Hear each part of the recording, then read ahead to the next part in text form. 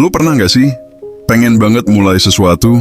Kayak lu udah niat, udah semangat, udah siap dari awal mau mulai bisnis, mau bikin konten, mau belajar skill baru. Tapi begitu lu mau mulai, malah duduk diam, bengong, terus mikir, gue harus mulai dari mana ya?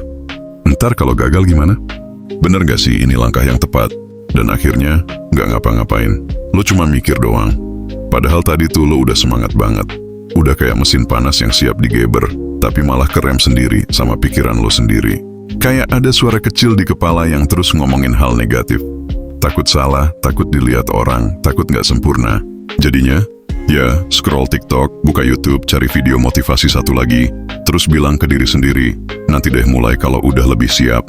Tapi bro, percaya deh, itu bukan karena lu malas, bukan juga karena lu bodoh, tapi karena lu kejebak di perangkap overthinking. Dan lu gak sendiri.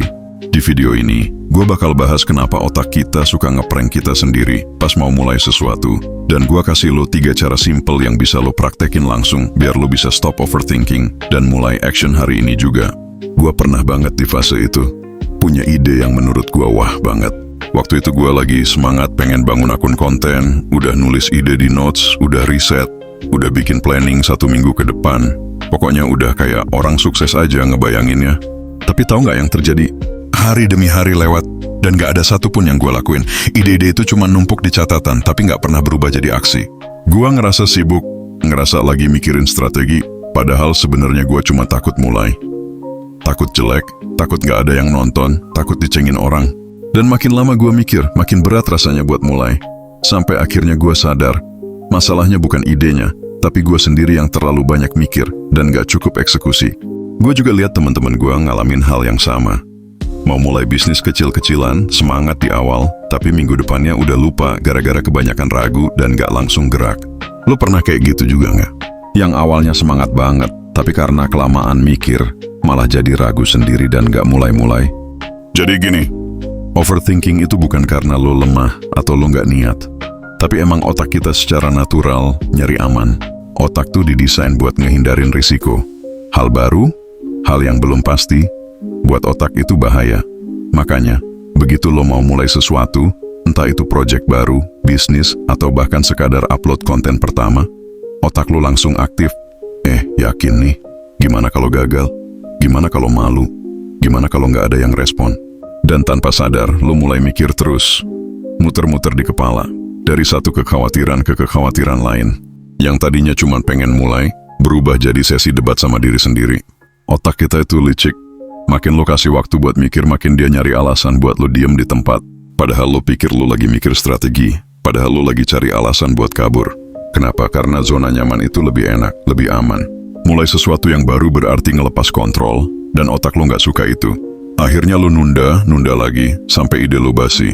Bukan karena lo gak mampu, tapi karena lo terlalu nurutin ngomongan di kepala lo sendiri.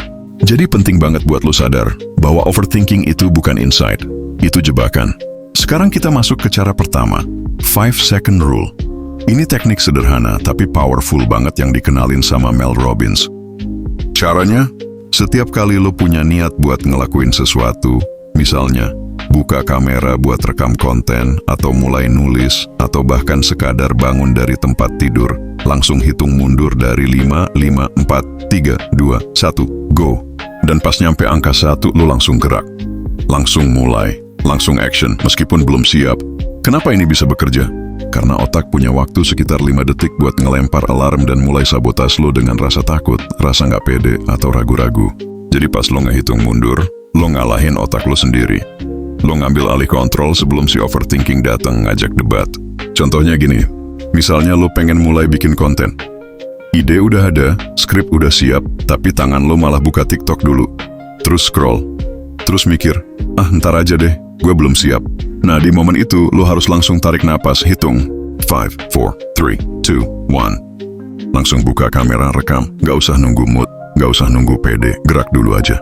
Karena gini, action kecil yang lo ambil dalam 5 detik itu bisa jadi pembeda antara stuck sama maju.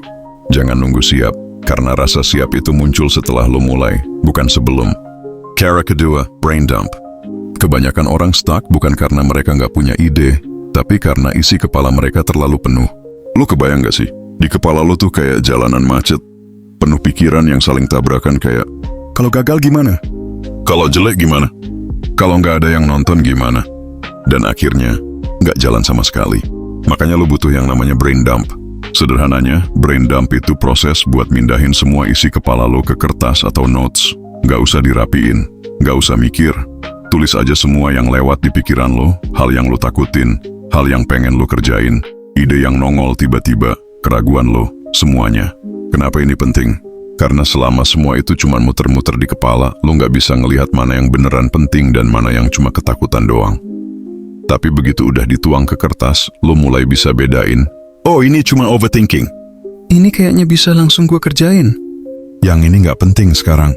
Contohnya, lo pengen mulai bisnis kecil-kecilan, tapi di kepala lo ada 10 pikiran sekaligus kayak takut gagal, takut modal kurang, bingung mulai dari mana, nggak tahu produk apa, takut dinilai orang, dan lain-lain.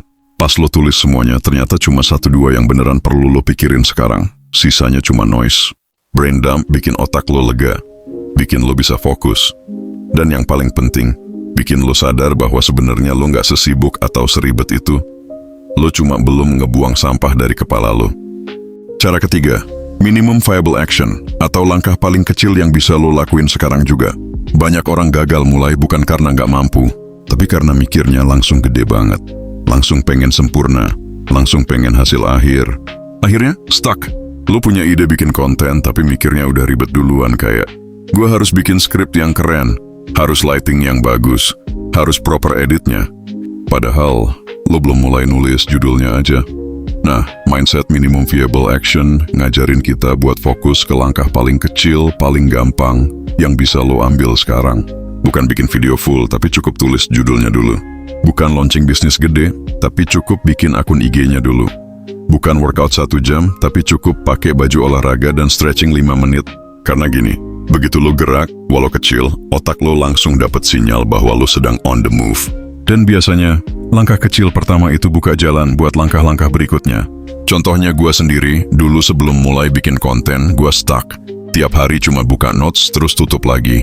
Sampai akhirnya gue bilang ke diri sendiri, udahlah, tulis aja 1 kalimat pembuka, gak usah mikir yang lain. Dan dari 1 kalimat itu, lahirlah 1 video. Dan dari 1 video, berkembang jadi channel gue sekarang. Jadi ingat, lo gak harus mulai dengan langkah besar. Lo cuma perlu gerak dikit tapi konsisten. 1 langkah kecil jauh lebih powerful daripada 1000 rencana di kepala lo. Intinya gini, overthinking itu bukan tanda lo lemah. Tapi kalau lo terus-terusan ngikutin itu pembunuh mimpi. Bukan karena lo gak mampu, bukan karena lo kurang belajar, tapi karena lo gak mulai. Dan makin lo mikir, makin banyak alasan buat tunda. Padahal sebenarnya, yang lo butuh cuma 1 langkah kecil buat mulai. Jangan tunggu momen sempurna, karena momen sempurna tuh gak akan datang. Yang bikin momen itu jadi sempurna ya lo sendiri, lewat action lo. Dan kalau lo ngerasa relate, ngerasa sering ketahan sama overthinking, dan pengen ngelawan rasa ragu bareng-bareng, klik tombol subscribe sekarang. Di channel ini gue bakal bantu lo buat gak cuma jadi pemimpi, tapi jadi eksekutor yang ngerubah ide jadi kenyataan. Bukan cuma rencana doang, tapi beneran jalan bareng sampai finish line.